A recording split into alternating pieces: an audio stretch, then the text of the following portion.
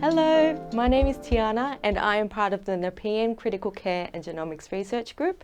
And for this part of the series, we'll be having a look at the link between hereditary conditions and critical illness. There is a considerable interest in understanding the genetic factors that are responsible for a particular disease phenotype. And in many aspects of medicine, understanding the genetic determinants of a disease is extremely useful in a diagnostic and a prognostic sense. And there are those textbook examples of disorders where we recognize that they can be inherited from parent to offspring. And these include disorders like cystic fibrosis, sickle cell anemia, and muscular dystrophy. And these are also known as simple monogenic or Mendelian traits, where the disease phenotype is attributed to the mutation of just a single gene. However, when we're looking at the realm of critical illnesses, most critical illnesses are complex and aren't attributed to the mutation of a single gene. Rather, they are attributed to the activity of multiple genes that interact in complex pathways. And these are known as polygenic traits. Moreover, critical illnesses are multifactorial. And in the example of sepsis, we can see that sepsis has multiple different etiologies that we need to consider.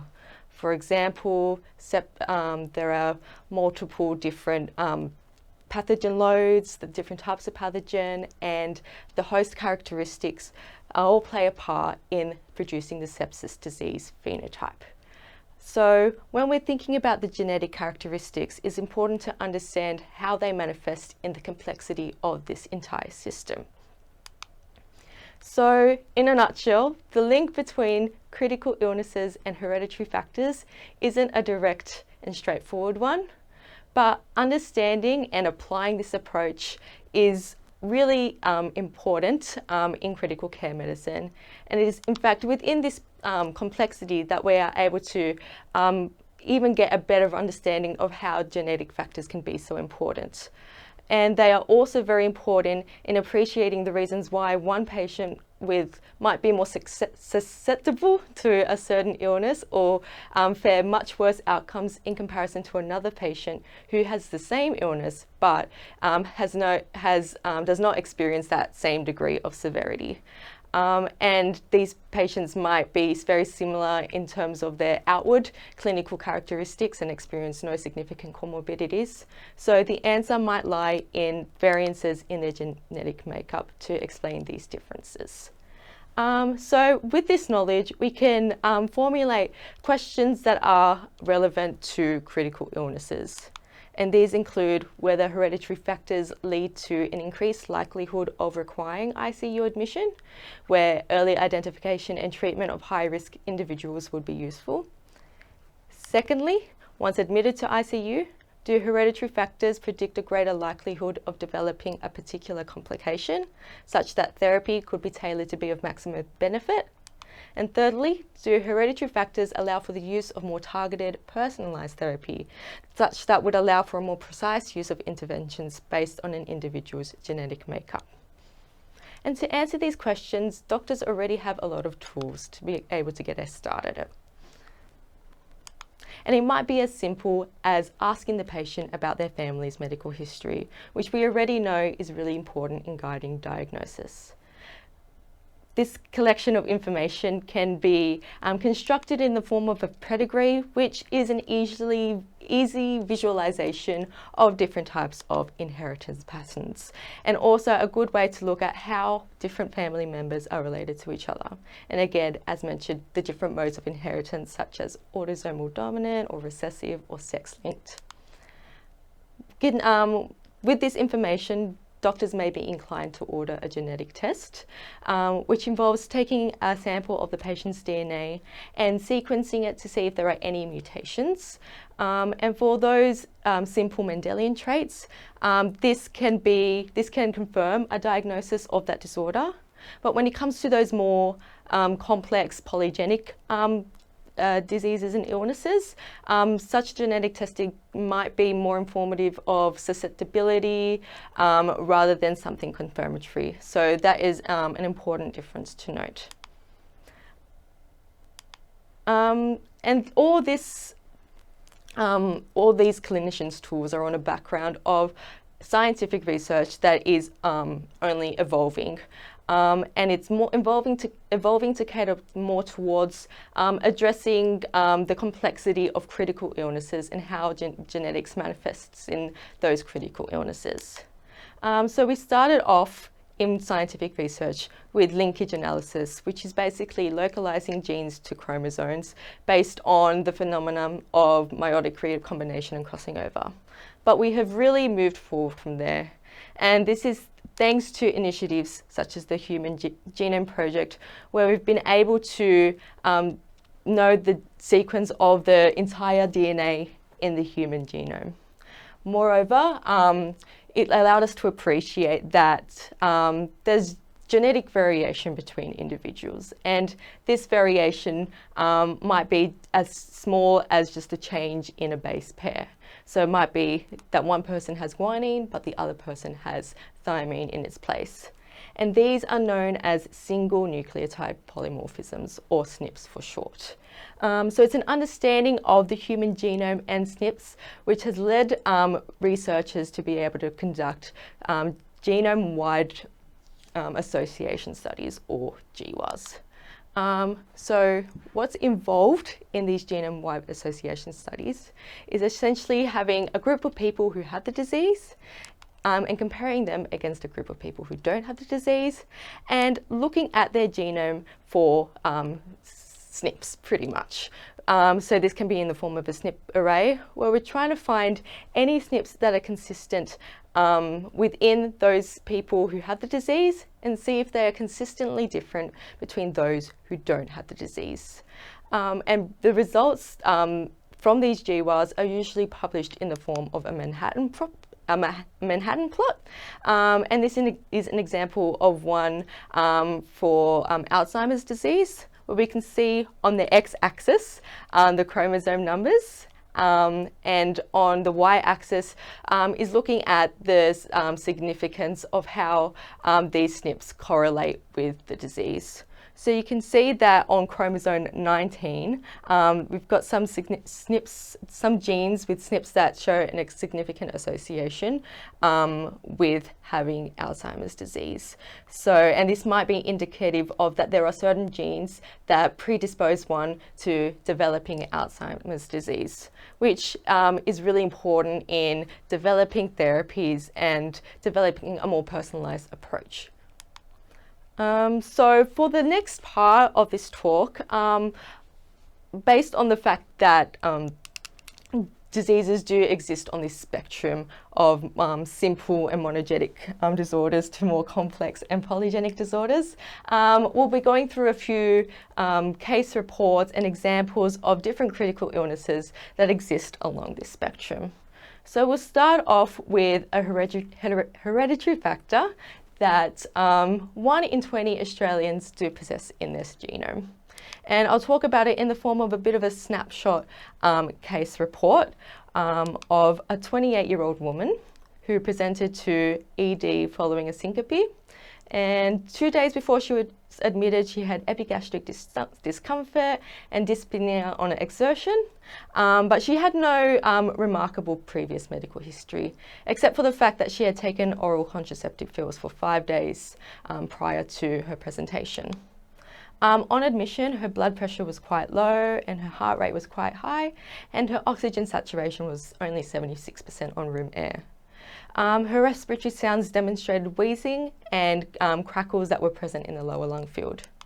She went in for a CT scan, which showed near total occlusion of both main pulmonary arteries, and also in the upper and middle and lower lobar pulmonary arteries, which is indicative of acute pulmonary embolism. And she also had deep vein thrombosis in the left popliteal vein. So given the acute and severe nature of these blood clots, she was transferred to ICU for close monitoring, and she was hemodynamically stabilized after aggressive fluid resuscitation. There was no need for any embolectomy, and she was weaned off supplemental oxygen as well, and was medicated mostly with low molecular weight heparin. And she was able to be discharged. But because of that doctors were still unclear of how these blood clots came to begin in the first place, they decided to do a thrombophilia workup, which is basically looking at the different clotting factors in the blood and their levels, which in the case of this woman, all appeared to be generally normal, apart from a PCR test for factor V Leiden, which showed a heterozygous mutation. So ultimately, she was diagnosed with acute pulmonary thromboembolism caused by factor V Leiden mutation. So this mutation is in the blood clotting factor called factor V. And this is just a coagulation cascade diagram here. And you can see that there are lots of clotting factors that are involved in clot formation, but clotting factor V is just here, and the activated form is just there. And a mutation in this clotting factor V is a result of this protein being resistant to the inhibitory activity of this activated protein C. So pretty much it is resistant to being inactivated by this protein C. So it leads to this protein factor V from being turned off. So it pretty much stays turned on and increases the chance of blood clots being developed. So we can think of it as a gain of function mutation. A pedigree for this woman was drawn, and she was shown to be heterozygous for this mutation, and she was also seen to inherit it from her mother in an autosomal dominant manner. What's important to note as well that this mutation demonstrates incomplete penetrance, which means that even if you do carry the mutation, you don't necessarily show it in your phenotype. And two other important things to note as well is that this woman was heterozygous for this mutation, but if she was, say, homozygous for the mutation, then there is generally an increased chance that blood clots will develop.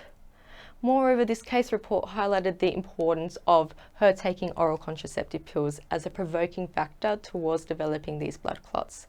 And indeed, a lot of reports show that there is a synergistic effect of the mutation and oral contraception in increasing the chance of developing blood clots. So when we are looking at addressing these questions, we can see that it was the factor V Leiden mutation in combination with that oral contraception as a provoking factor that led to an increased chance of developing blood clots.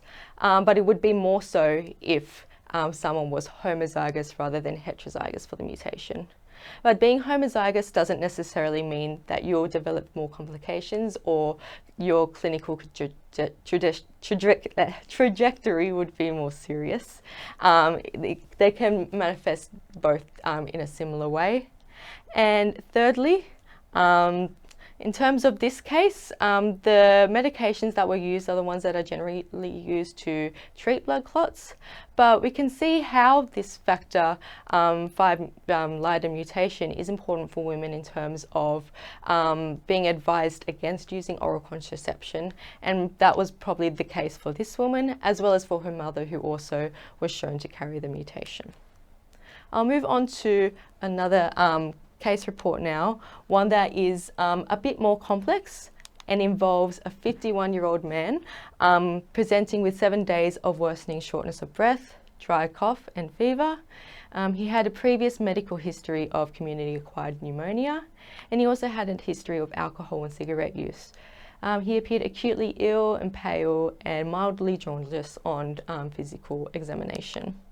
He also did a CT scan which showed enlarged lymph nodes in the neck, thorax and upper abdomen, and he also demonstrated bilateral ground glass opacities in the upper lobes of the lungs. And a blood test also showed very low hemoglobin, leukocyte and platelet levels, as well as really high ferritin and D-dimer levels. And it was also important to note that on this admission, his COVID-19 test was negative, but due to doctors fearing that it could have potentially been a false negative, they redid the COVID swab and it was found to be positive on day 10. Which does explain the symptoms that this patient was exhibiting, as well as the results from the scans. The doctors also suspected that he had a condition called HLH, which is an pro-inflammatory, hyperinflammatory condition that was treated with an interleukin-1 receptor antagonist. On day 5 of his admission, his liver function test began to deteriorate, which was a bit unusual, and an MRCP scan revealed that there was a large degree of accumulation of iron in the lungs. So, unfortunately, this patient's clinical state deteriorated further. He became more hypoxic and developed liver toxicity. So he had died weeks into his admission. But the genetic tests that the results came 3 weeks after he died showed that he had a homozygous mutation of the human homeostatic iron regulated gene, which is indicative of a hereditary condition called hereditary hemochromatosis. So he was ultimately diagnosed with hyperinflammation and COVID-19 with underlying hereditary hemochromatosis. And this mutation is known as a Misens mutation, which essentially means that there is a change in one of the nucleotide bases, in this case from a guanine to an adenine, which ultimately changes the codon in the subsequent amino acid that is produced from cysteine to tyrosine. So in a normal HFE protein that is produced from this gene, its role is secreting a hormone called hepcidin, which is a central regulator of systemic iron homeostasis. But when the mutation exists, the structural integrity of the protein isn't 100%, so hepcidin isn't able to be secreted as efficiently, which leads to excessive iron absorption and it being deposited in various organs of the body, such as the liver. The hereditary hemochromatosis has been researched a lot and known to be associated with compromising host defense mechanisms, predisposing someone to an infection, as well as abnormal T lymphocyte function, which could be really helpful in explaining why the clinical course of this patient was quite atypical and quite biphasic as well, and led to a hyperinflammatory response to COVID-19. So we can see from this example that even though it was the COVID-19 symptoms that led to this patient being admitted into hospital, it could have been the underlying mutation that caused that hyperinflammatory response and for this patient to develop really severe complications. And in this case report, it was discussed about the use of that medication, that interleukin receptor antagonist, in combination with the mutation in potentially causing further acute liver toxicity, and whether had they known about this underlying mutation, whether the course of the medications would have changed. So you could see in that example how it was a bit more multifactorial in that we had that underlying hereditary hemochromatosis mutation on top of COVID-19 and this hyperinflammatory response, and also on the background of the patient having community-acquired pneumonia and also having a history of alcohol and cigarette use. And all of those factors would have interacted to produce the outcome of the patient. I'll go into one final example which exists more on the complex and polygenic side of the spectrum, and I'll go into it very briefly because there will be a more detailed discussion on the host immune response to sepsis in another series talk. But I will say that there was a landmark study that was done which showed that adopted children had a far greater risk of death from infectious disease if one of their biological parents had died prematurely from infection, and most of the deaths were due to an overwhelming bacterial infection. So it highlights that sepsis might have an inherited component, and this has been researched extensively, mainly in the form of using GWAS to highlight variations that are involved in the bacteria-induced host immune cellular response to sepsis. I won't go into too much detail, but there have been an array of genes where SNPs have been identified within these genes that have been known to influence the susceptibility of sepsis, as well as the outcome of sepsis. So these genes might predispose one to developing sepsis, or might increase their mortality to sepsis. But it's important to note, while I'm mentioning all these genes, that there is an important concept called heritability, which is understanding that the contribution of these factors into the development of a phenotype. So it might be that these genes contribute a lot or very little to the overall development of sepsis, and it needs to be emphasised that environmental factors as well have a very important role to play in the clinical course. So I only highlighted a few examples of different hereditary illnesses in critical care, but there is an further expanding list of critical illnesses that are known to have a genetic component. So when it comes to answering these questions, we are more inclined to appreciate and understand that hereditary factors can increase the susceptibility and the outcome of critical illnesses, which might pave the way for the use of more targeted and bespoke therapies to allow the more precise use of interventions. So hereditary factors can be wielded as a very important tool in critical care. And that's the end of my talk, so thank you very much for listening.